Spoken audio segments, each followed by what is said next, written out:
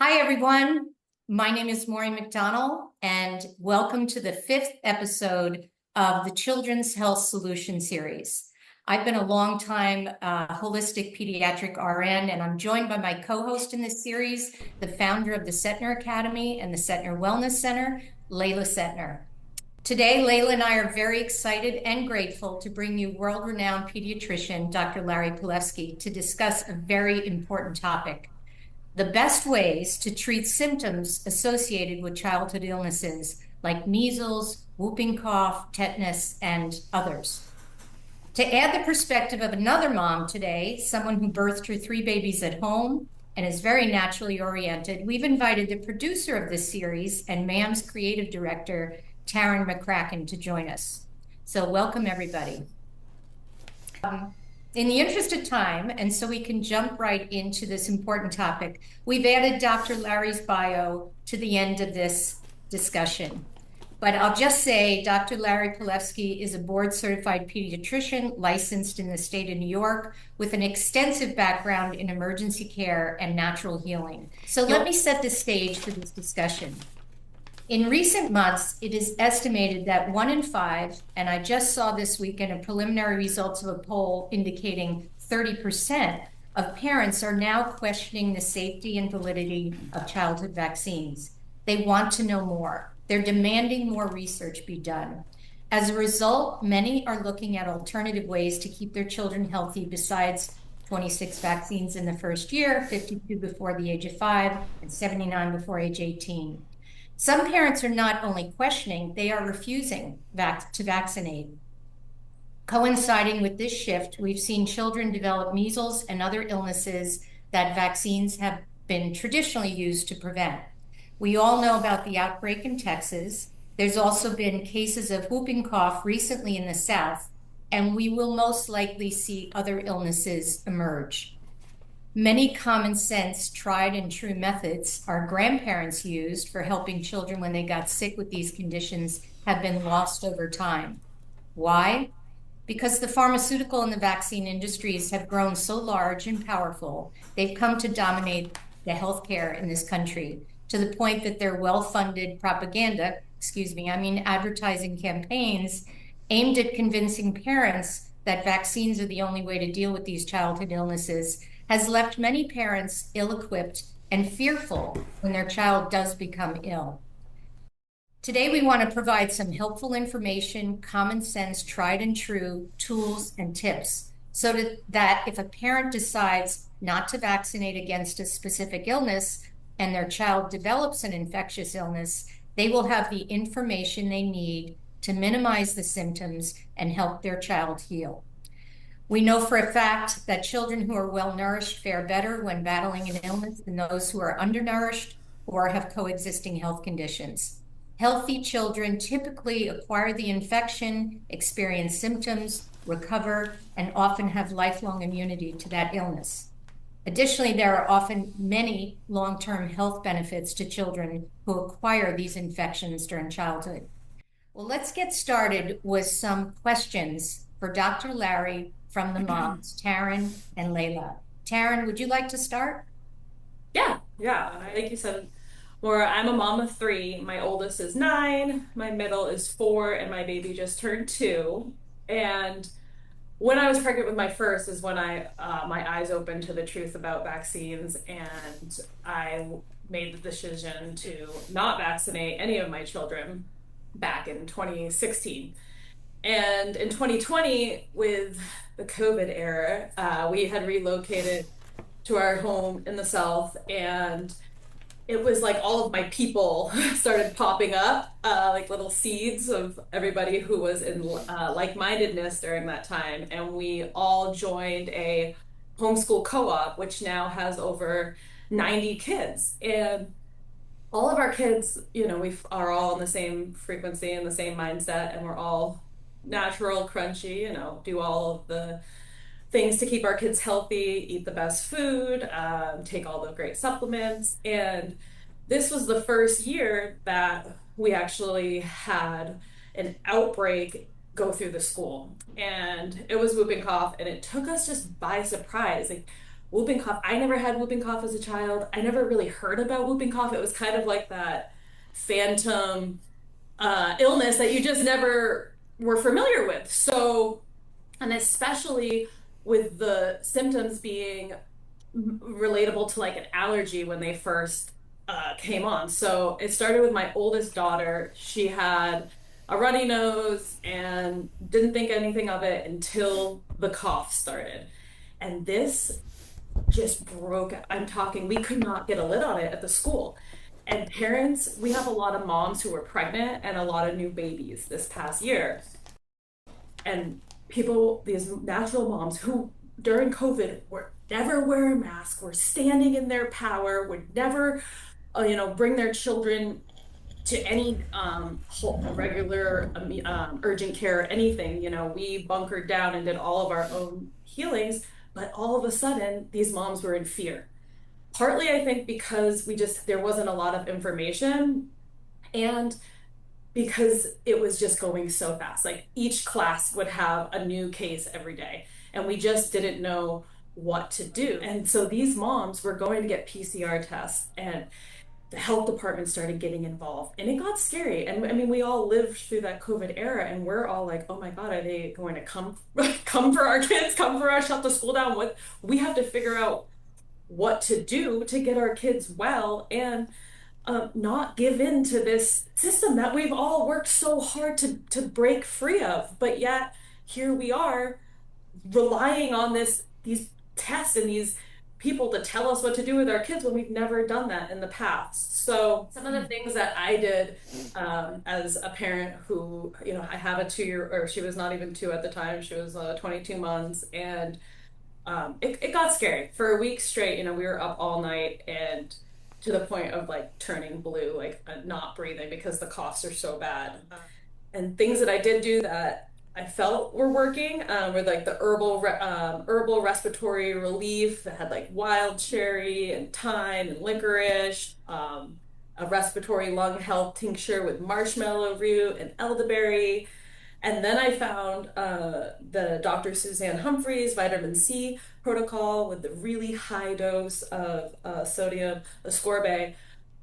It was so hard to like find these answers and find these remedies and then let other moms know, whereas other urgent care and pediatrics, that are not holistic based, were just telling these moms they were shaming them for not getting the vaccine, B, telling them that they should get the vaccine, and then C, doing like the antibiotic route, which there was a lot of misinformation going around about that. Do the antibiotics work? Is it even worth it? Like these are like tiny new babies. Do you put these babies on antibiotics if they're not showing symptoms?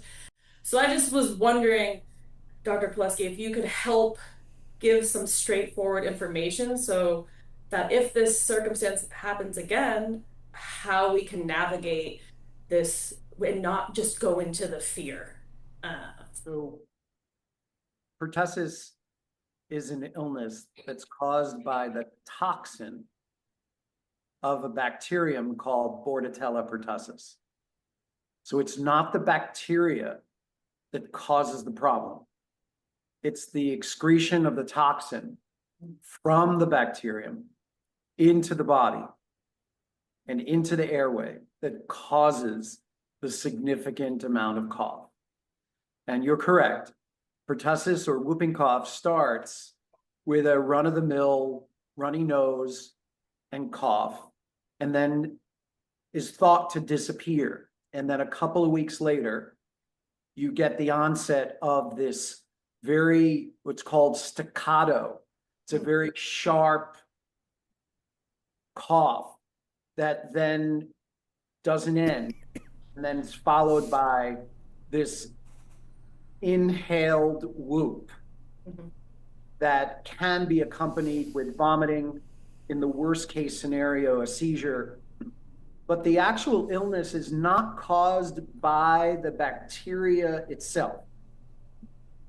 There is a secretion of a toxin. And I don't know that any of us can actually understand what makes the bacteria secrete the toxin, but it's the toxin that creates this significant amount of symptoms in each person who gets the whooping cough. Now, whooping cough is known as the 100-day cough, which means buckle up, buttercup. It's going to last a while. And the thing is that most people don't understand that the majority of us could be inhabiting in our airways the Bordetella pertussis bacterium and not be sick.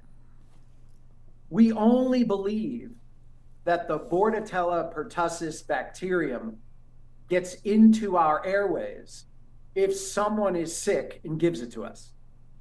And that is incorrect. We can all be walking around with Bordetella pertussis bacterium lining our airways.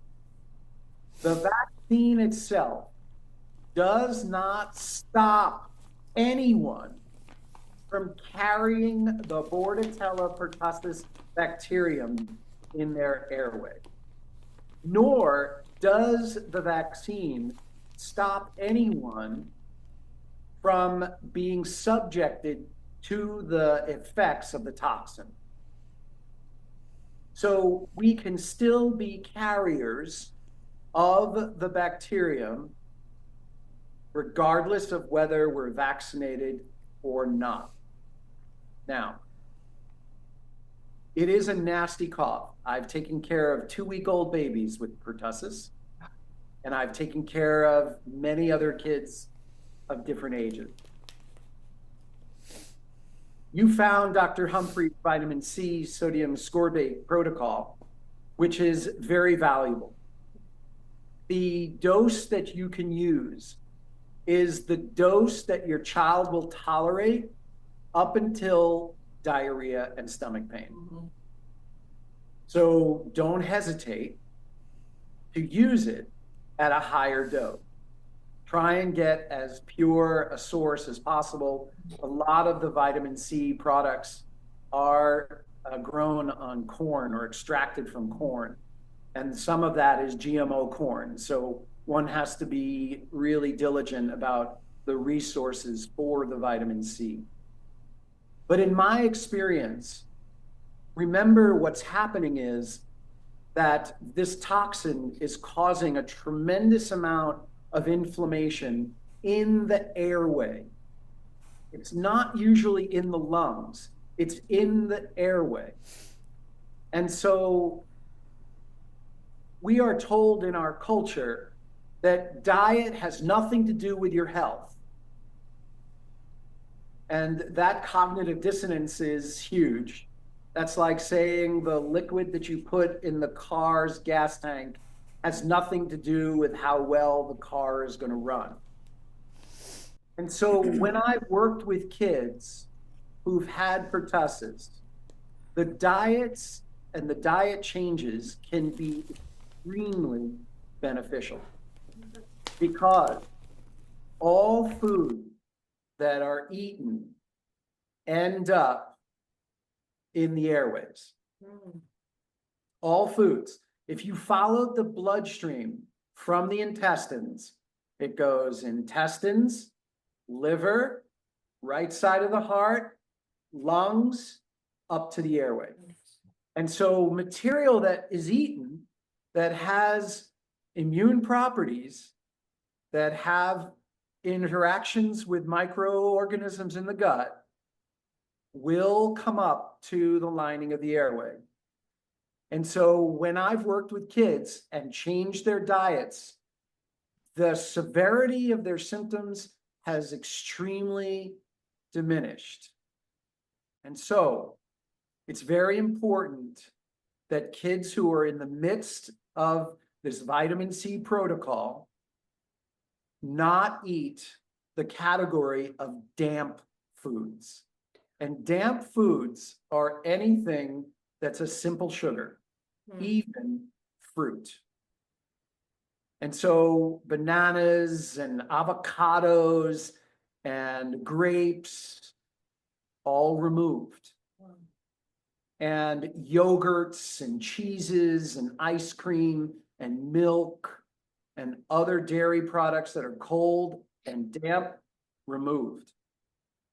Flour products, muffins and bagels and croissants and breads and pancakes. You could see they're very damp, they're very mucousy, need to be removed, not forever. Mhm. But you will notice that the 100 days will shorten and the severity of the cough will diminish with the use of a diet that's warm, that's soft, that's cooked, that's simple, that's easy to digest, that's sort of like a soup, stew, puree, mash, roast, very gentle food with grass-fed and pasture-raised animal products and cooked vegetables and whole grain. And these kids do really well. Thyme is a very good spice to use, so is rosemary, because they're very good at breaking up mucus and destroying it and getting it out. But damp foods, the sugars, the flour products, the fried foods, the processed foods, fast foods, all of these foods and non-food items will only worsen the cough and prolong it.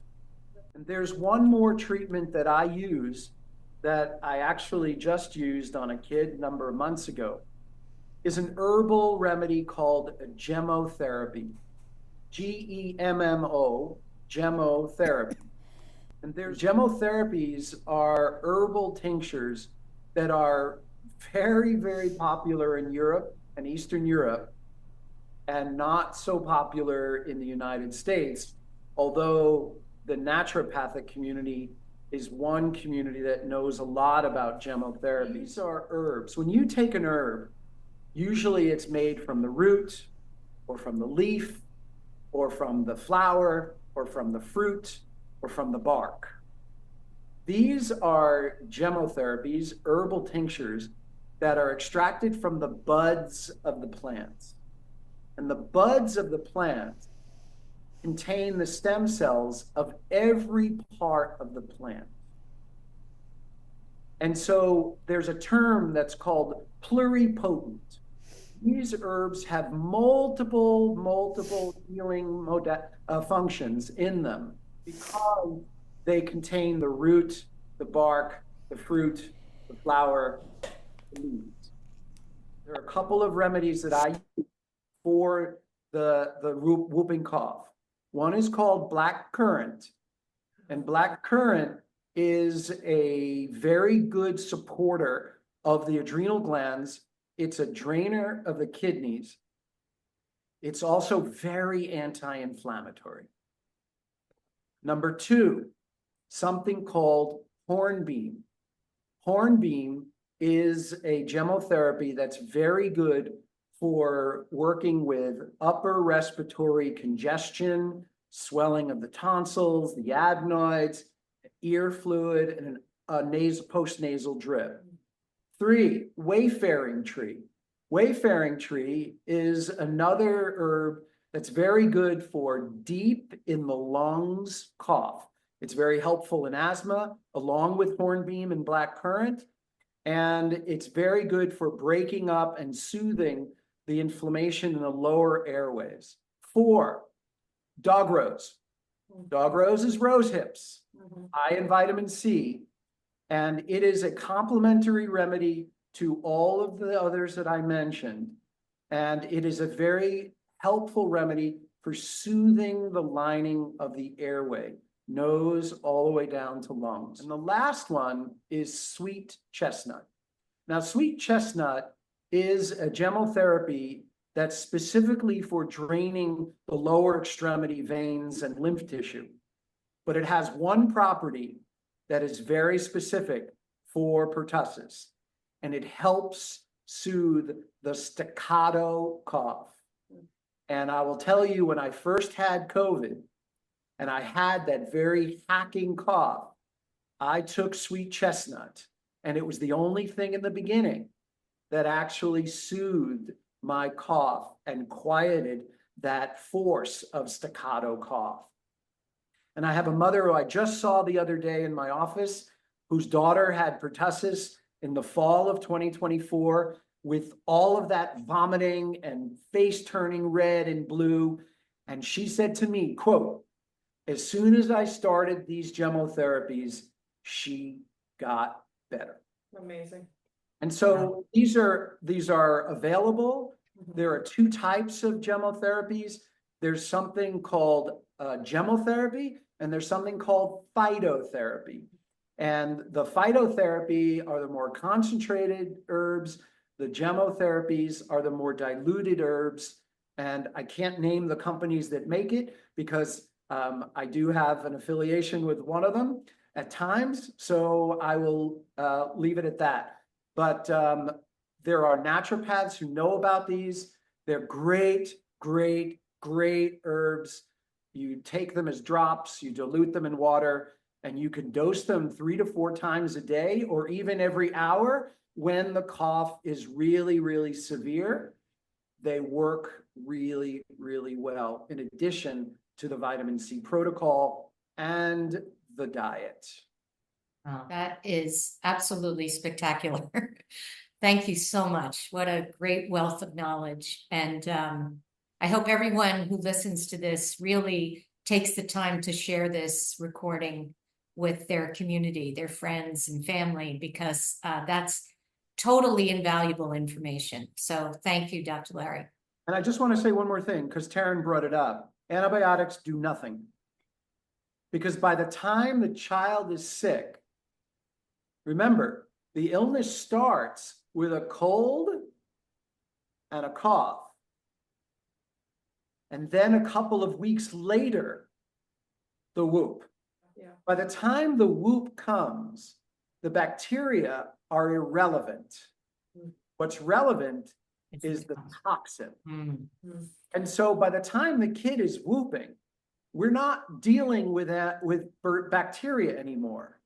And so using an antibiotic when the bacteria are no longer the problem makes no sense. And what we're told is, well, it reduces the carrier state. But by the time the kid is sick, the bacteria are long gone. The bacteria have already secreted their toxin. And in fact, you may actually alter the microbiome in the body and make the child sicker because you're reducing the good bacteria in the intestines. So I never recommend for my patients, I can't tell you what to do because I can't give medical advice to your kid, but I can tell you this is what I do in the kids in my practice. Yeah. Fabulous, fabulous. And oops, Layla, we have Can you hear me? Hi, you Dr. P. That was an excellent explanation, and it would have been awesome if Taryn was able to have you during that time. She could have had you zoom in and calm down everybody like I had you do when I brought you to Setner Academy, and you calmed everybody down about the masks. He's really good at that, Taryn. He really has this way about him when he speaks that people listen, and I had the same hysteria about masks, and he really did a great job with that. What about salt detox baths? Well, again, I do use the baths for almost every illness that kids have, whether it's acute or even chronic. And I will take, depending on the age of the kid, either a half a cup or a cup of sea salt with a half a cup or a cup of baking soda, and put the kids in the bath when they're that acutely ill. I would do it every day, sometimes twice a day. And for some kids, depending on their symptoms, I'll add a little bit of bentonite clay to help draw the toxins out. You really want to make sure kids with who are suffering from the toxin of pertussis are pooping every day, if not twice a day, urinating a lot because they're drinking a lot.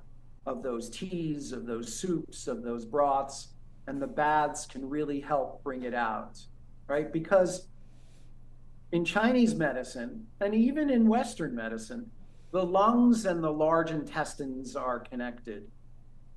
And so a child who's suffering from pertussis or any respiratory illness who's not pooping every day will suffer greater than a child who is pooping every day.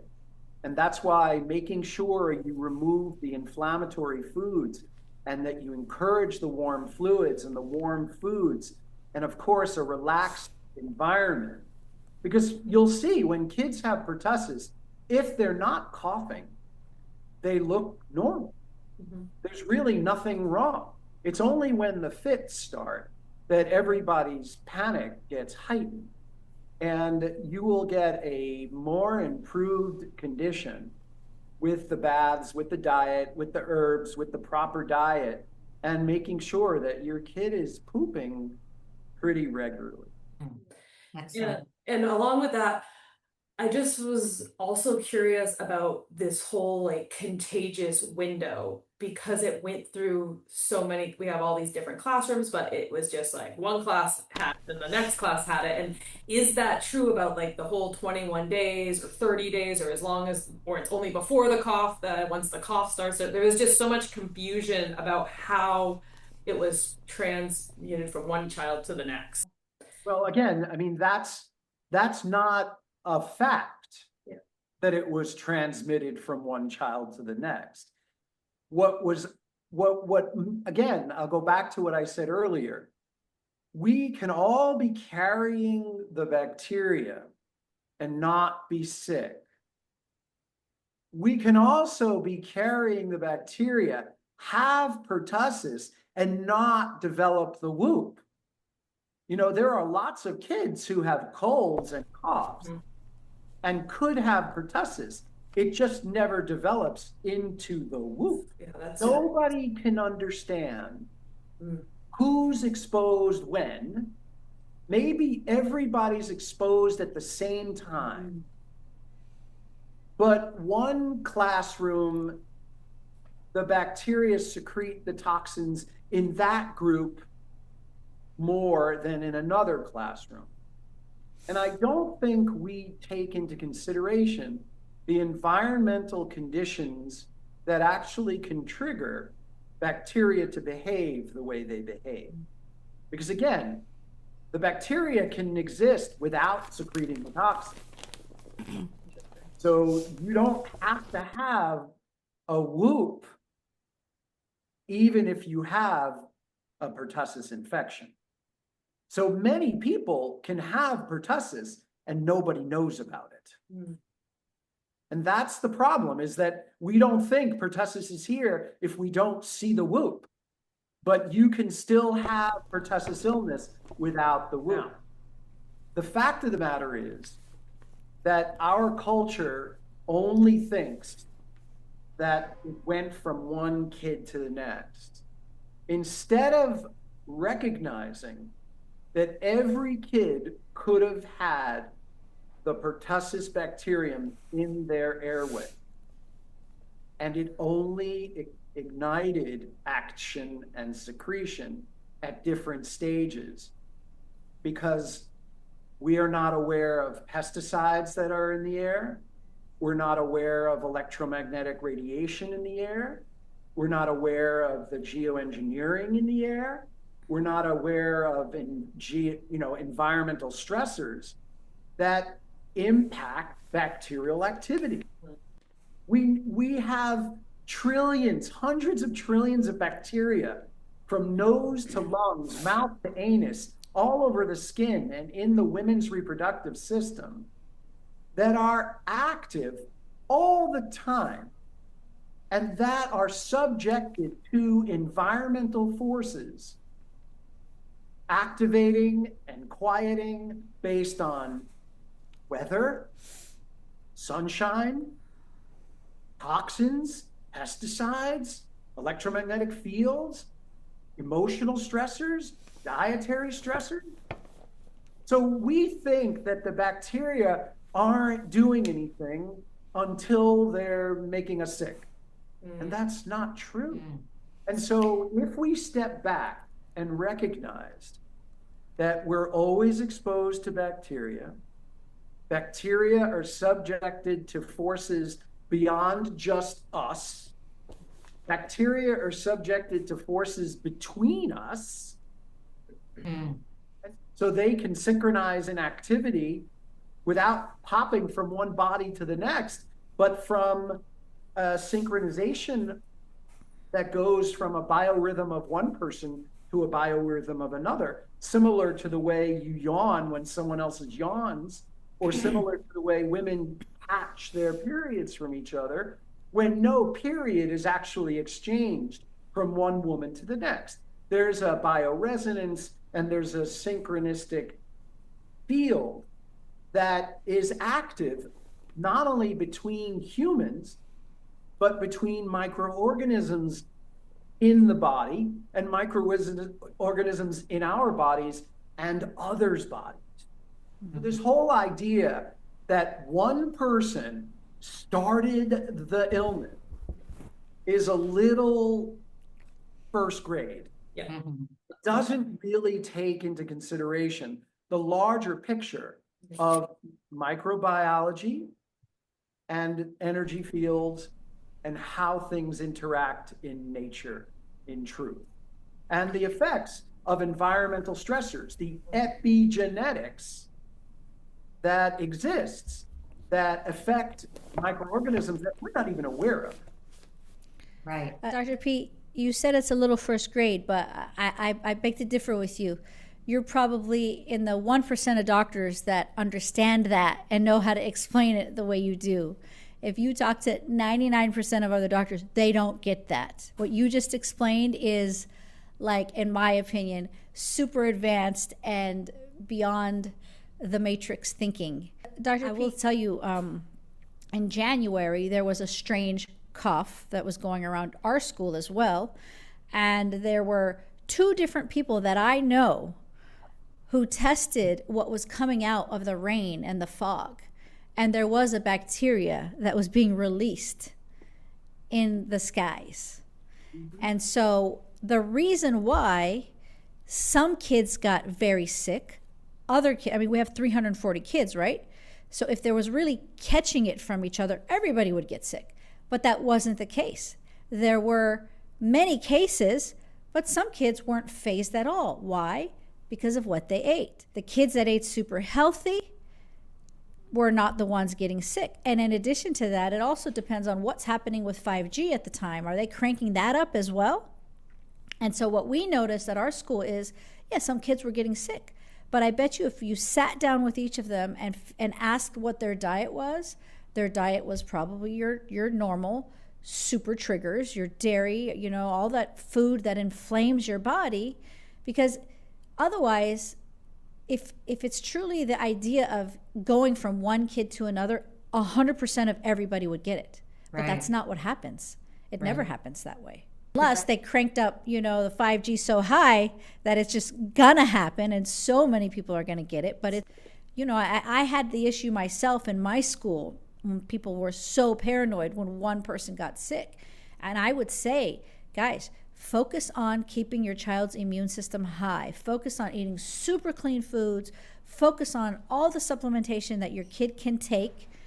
And just, you know, keep the exercise going. Keep all that stuff going. Don't live in a state of panic or fear. Because if you do, it's going to cause you to release those stress hormones, which are going to weaken your immune system more. Right. But, you know, I hope every parent watches this video because the germ theory is still very strong and prevalent in everyone's mind. And there's really only a small percentage of the population that understands it, you know, and it is a frequency thing. And the weaker your body, the more chance that your body is going to adapt to that other person's situation that's going on because their frequency is operating super low as well. From a medical perspective, I can share this. There isn't a second in our alive lives where we aren't exposed to microorganisms. I want to say that again, even though that's a double negative. Every second of our lives is a continuous, constant, persistent, ongoing, never-ending exposure to microorganisms and germs. There isn't one time in our lives where we're not exposed to germs. And so this idea that somebody has some magical germ that we couldn't possibly have until they were sick and gave it to us, I'm sorry, Layla, I'm going to say it again, is very first grade thinking. Because it's too simplistic. Yeah. Right? We are constantly circulating, even in our bloodstream, constantly circulating microorganisms. You brush your teeth, you pick your nose, you wipe your behind, you eat your food, you bite your nails, you pick your skin, you have sexual intercourse, constant entry and circulation of microorganisms in the bloodstream, in the lymph system, and almost never any problem. And so exposure to germs is not sufficient to cause an illness. And the first way to know that is when a baby is born through the vaginal canal, which unfortunately only happens 65% of the time in our country. That baby goes from an almost sterile environment in the amniotic fluid to a whopping gulp of vaginal, perineal, and anal fluid from the mother. And we rarely see an infection in that baby. And so the mere exposure to germs is insufficient to cause illness. So let's take that same understanding, and Layla, I know you have a question to ask Dr. Larry about the measles outbreak in Texas. I know we're all very much supportive of Bobby Kennedy. And I don't know if you guys have seen it recently. He went online and he's like telling people to get the measles vaccine, which I think he has to say that because he's got to go one fight at a time. But it has been a bigger argument for me and other parents because they're like, if Bobby says to get it, then maybe it's safe. And then I have to have this whole discussion that, listen, you don't understand. He's out there, you know, he's fighting with, he has battle after battle with people who are all against him. He has to take one piece at a time. And I know how he feels about the measles vaccine. I know how he feels about measles. And I know he knows that there are things we can do to help, you know, with whatever symptoms that you're having. And he knows that the numbers around people dying from measles is like, he gave me the figure himself. I can't remember it right now, but it's very, very, very low, extremely low chance of dying from measles. And I guess there was some outbreak in Texas, and they're saying, you know, that 2 of the kids who died didn't have proper medical care. I want you to, can you comment on that? So, number one, remember, RFK Jr. said very specifically, do not take medical advice from me. So he did say that. Understand that he's in a position that is not as simple as being head of an organization to try and affect change. There are forces inside the government, inside his own division, that are making it a little bit more difficult for him to do the things that we, in the third of the population that gets it, would love for him to do. So my advice is, he's got to do what he's got to do, but we can't stop doing what we're doing on the ground to make sure that we speak the truth and that we have the dialogues and conversations with our friends, our family, and even with our physicians. And the MMR, there's nothing safe about the MMR. And if any of you wanted to do a deep dive, all you have to do is read some of the ingredients that are in the MMR, and you will know that there is an ingredient in there called sorbitol that every medical textbook I've ever read says, do not inject this chemical into the body.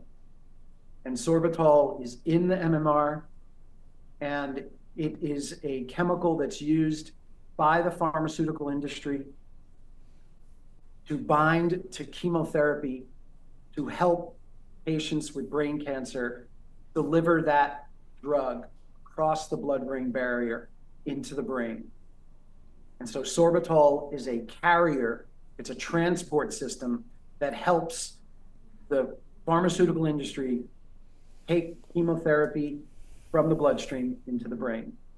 So why wouldn't it do the same thing in the MMR vaccine?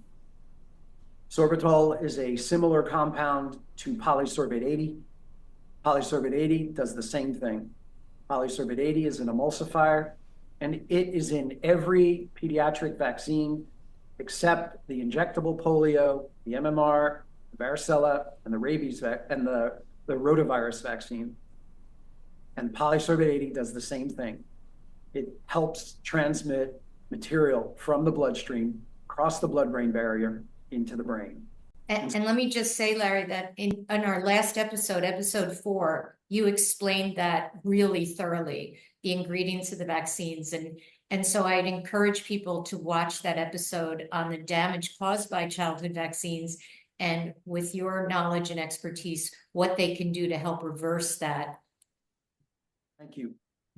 So as far as what happened in Texas, I mean, it was, as far as I understand, there was a campaign by the health department in January of 2025 in Texas to encourage MMR vaccination. It must be remembered that the medical community and Western medicine itself will never acknowledge that the MMR could cause an outbreak of measles, even though it's in the textbook. The same way, the reason we got rid of the oral polio vaccine in the Western Hemisphere in the year 2000 was because it was creating too many cases of vaccine-associated paralytic polio. Even though we got rid of it, we exported it all over the world. And so when you hear about polio outbreaks around the world, the first question you have to ask is, well, were they given the oral polio vaccine? Because that's the most likely cause of the polio outbreaks. But the answer by the health departments when there is a polio outbreak is get a polio vaccine. Instead of, oh my, our oral polio vaccine is probably causing outbreaks of paralytic polio. Well, the MMR is the same thing. And so we ignore it with the oral polio vaccine and we ignore it with the MMR. And so instead of acknowledging that this MMR vaccination campaign in January 2025 in Texas could have led to measles outbreaks, they refused to acknowledge it and blamed it on unvaccinated kids. The 2 girls who tragically died did not die of measles. They unfortunately died of pre-existing health conditions and what those of us in the medical community would say is inadequate medical care. We all know that the 3rd leading cause of death in this country is medical error. And so there was a very strong spin on these kids died of measles instead of these kids died with measles. And that story, that playbook, is similar to what happened in the year 2020 and 2021, when people were dying of COVID, when they were really dying with a PCR test that said COVID. when that wasn't exactly the illness that they suffered from when they died. You know, how many people came into the emergency room, with motorcycle accident or traumas or, real heart attacks and strokes. And because a PCR test was positive, they were written down on the books as dying with COVID. And it was counted as a COVID death when that's not the reason they died in the first place. Yeah. So we have to be very diligent and critical in our thinking when we hear this information, because I'm sorry, but I, as a critical thinker, as a medical doctor, as someone who was trained to critically think, can't just take the word of the voice coming through the TV or the radio or the internet and just accept it, because I need to know more, because I just don't trust the voices that are coming through. Right. Now, I want to say something about measles. Before the hoopla that we've seen in the last 27 years or so, since Andy Wakefield published his study in Lancet in 1998, measles was a run-of-the-mill childhood illness. Everyone was like, okay, measles. But with the onset of neurodevelopmental disabilities in children, and the fact that medical doctors and parents were right over the target of demonstrating the damaging effects of the MMR vaccine on the brains of our children, the fight was on to stop any conversation about MMR autism, MMR brain damage, and then how deadly measles is. So we've lost a couple of generations of experience where measles just a run-of-the-mill, all right, get into bed, I'll run the bath, I'll run the tea kettle, I'll turn out the lights, I'll get your tea on, I'll get your soup on, I'll do wet sock treatments, I'll put a cloth on your head, I'll put some essential oils on, I'll give you some herbs. That's gone. And instead, what we have is hysteria and thinking that the kid's gonna die. And so we've lost an understanding that childhood illness, forget the name of it, fever, cough, runny nose, rash, mucus, vomiting, diarrhea. We've lost an understanding of what those symptoms really mean in children, because we think there's something wrong when kids get sick, because we're taught to believe kids don't have to get sick. Just like doctors say to women, you don't have to have pain when you deliver your baby. We can take that pain away from you. And in fact, that's one of the greatest ways to have a C-section baby, is to let them take the pain away from you. And so what really an acute illness is an effective, appropriate, and strong attempt by your children's bodies to clean themselves out and detoxify. And that is a very, very important part of pruning, maturing, ripening, and advancing child growth and development. And we have lost that teaching. Started medical school in 1983. I was born in 1961. And I remember these teachings from my childhood, from my own pediatrician, from the pediatricians who trained me in the 1980s, who had been practicing in New York since the 1940s.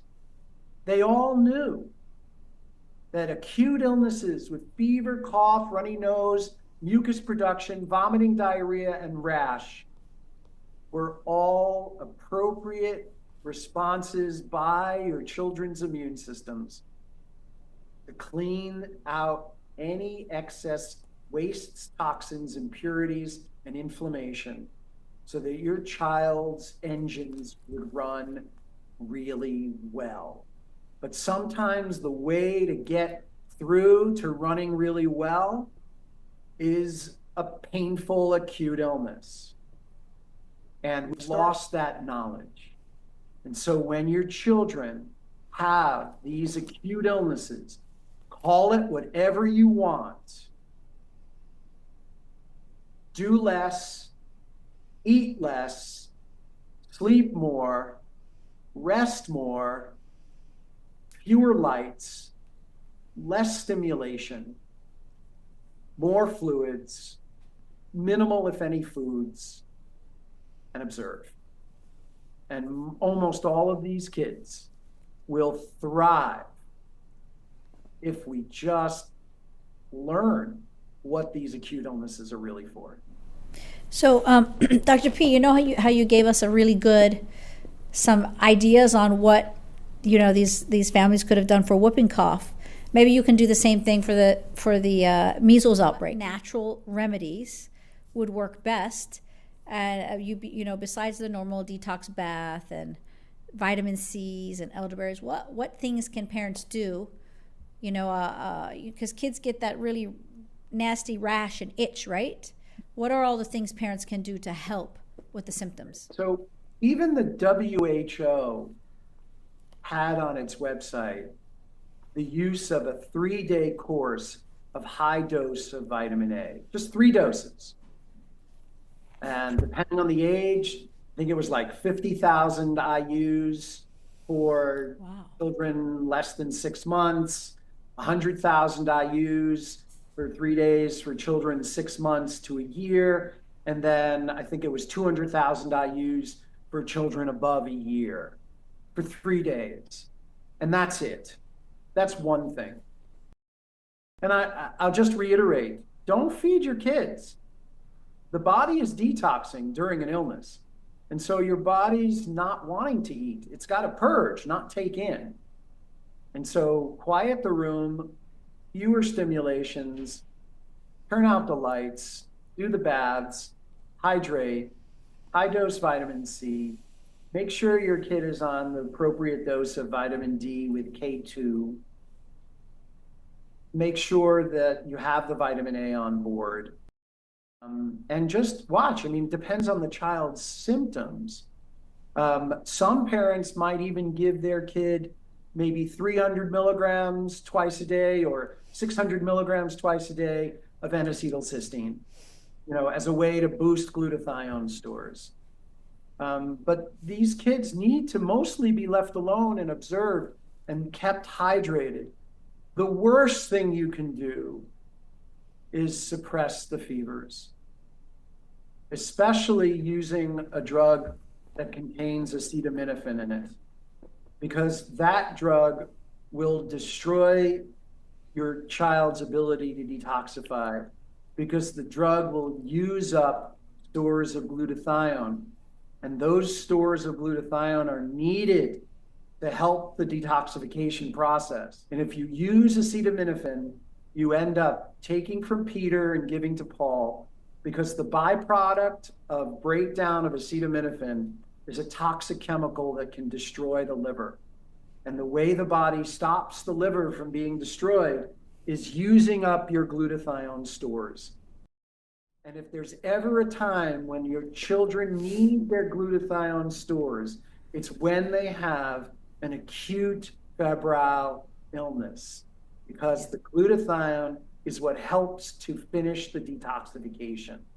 And so using over-the-counter medicines to stop the fever actually will hurt your child's ability to cleanse and detoxify, prolong the illness, and potentially create opportunities for superinfections and other problems. I actually said that in a parent meeting at my school, and there were 2 medical doctors in the room, and they went ballistics on me. How dare you say no Tylenol? Don't you know it's the most used? Blah, blah, blah. You're not a medical doctor. And I'm like, okay, One of the most common causes of liver failure in children is regular, continuous dosing of acetaminophen. And often recommended after a child gets a vaccine to control the symptoms, and it blocks the glutathione, which is the body's main detoxifier.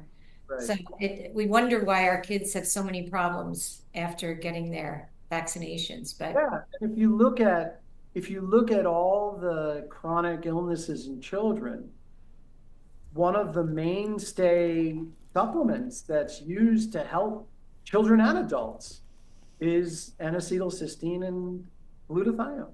right. So don't destroy it, and you won't have to supply it. Exactly. Well, this has really been a fascinating hour and discussion with incredible amounts of invaluable information. And I think it's becoming obvious to some of us that, and more people, that the medical matrix is really collapsing and the germ theory is going down with it. And it's really all about the health of the host. You know, it's not the virulence of the pathogen. It's not the strength of the organism. It's your own body. And that's, as you said, your energetic vibration, your nutrition, your mindset, you know, movement, sun exposure, all these wonderful things that we know enhances the health of the body. That's really where health lies. And I really think when people listen to you, Larry, and they go and see you if possible, or they connect with a MAPS physician who's trained in similar ways, or Layla, they come to your center to learn about natural healing. It's really shifting the paradigm, and many more people are going to really get what truly creates health. And it's really an exciting time. And I feel completely honored and blessed to know you both and to be working with Taryn and getting this series out there, because people need this now more than ever. And I'm very appreciative to all of you for sharing your wonderful knowledge and expertise. Thank you, Maureen. Thank you, Terry. Maura. Thank you, Dr. P. I appreciate you. Always great seeing your beautiful faces.